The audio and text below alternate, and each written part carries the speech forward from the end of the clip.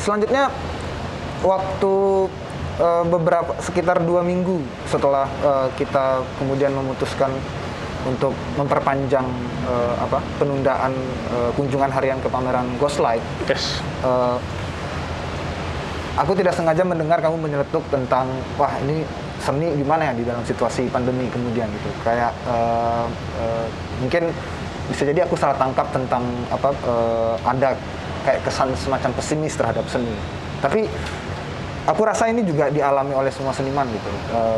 Bagaimana kemudian mereka mencoba untuk mendekonstruksi lagi pemahaman mereka tentang seni, posisi mereka sebagai seniman. Tapi aku ingin tahu lebih spesifik darimu sendiri gitu. Sebenarnya yang menjadi kegelisahan bagimu di situasi sekarang dalam konteks profesimu sebagai seniman itu apa?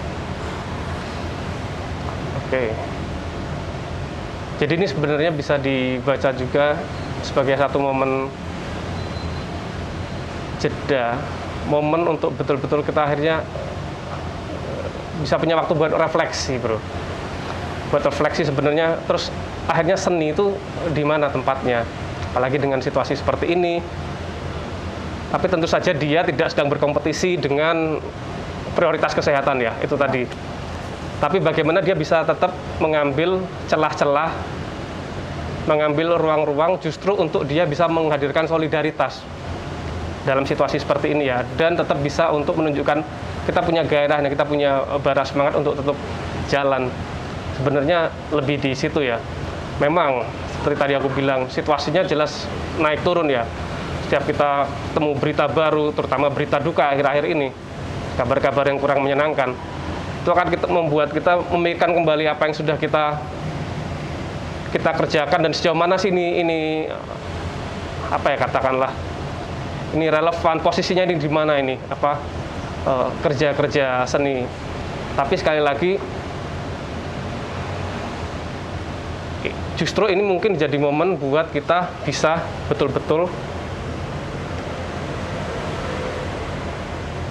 jujur dengan diri, dengan keadaan, dan kita ambil posisi di mana kita bisa berkontribusi, bisa punya solidaritas di tengah situasi-situasi ini. Karena pada saat yang sama kan tetap hal-hal di luar ini tetap terjadi, bro. Tetap hal-hal itu butuh dibicarakan, butuh didiskusikan, butuh dibangun wacana-wacana ini. Seperti kita lihat tahun kemarin, di saat pandemi ternyata memang banyak kejadian-kejadian kalau kita bertolak ke dunia barat misalnya. Patung-patung kolonialis yang dirobohkan, kemudian supremasi kulit putih dan maskulinitas yang kemudian itu juga coba untuk dibongkar, coba untuk dihajar, dan juga pertanyaan-pertanyaan tentang ya warisan-warisan kolonial yang makin digaungkan. Kupikir itu juga keluar dari hasil refleksi, dari hasil kita ketemu dengan situasi ini dan melihat keluar. Dan ya seni tetap akan selalu punya jalan untuk dia bisa saling memantul dengan kejadian yang ada di sekitar kita, tempat kita hidup, dan ya itu mengisi celah-celah yang masih menuntut untuk terus dipertanyakan dan terus untuk diperjuangkan. Seperti itulah secara abstrak ya, kalau boleh ku share sedikit pemikiranku gitu. Tahun lalu itu waktu corona sampai di negara kita gitu, kemudian ada PSBB, salah satu yang menjadi perdebatan itu adalah orang-orang bertanya apa kontribusi seni bagi krisis gitu. Buatmu itu menjadi sesuatu yang perlu dipikirkan, kalau ada, kamu membayangkan seperti apa? Ya, atau justru dengan kita mengambil jeda itu juga bagian dari kontribusi? Ya, itu kupikir harus diperpikirkan terus ya, krisis nggak krisis, supaya makin relevan dengan kehidupan kita, dengan ya karena mau nggak mau itu tetap jadi satu bagian dari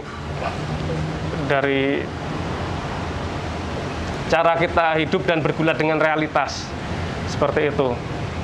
Dan kebetulan krisis sehingga kemudian kita makin mempertanyakan itu, dan satu sisi karena orang makin banyak di rumah, kita makin punya untuk ruang dan waktu untuk merefleksikan itu kembali ke diri kita sendiri. Seperti itu sih.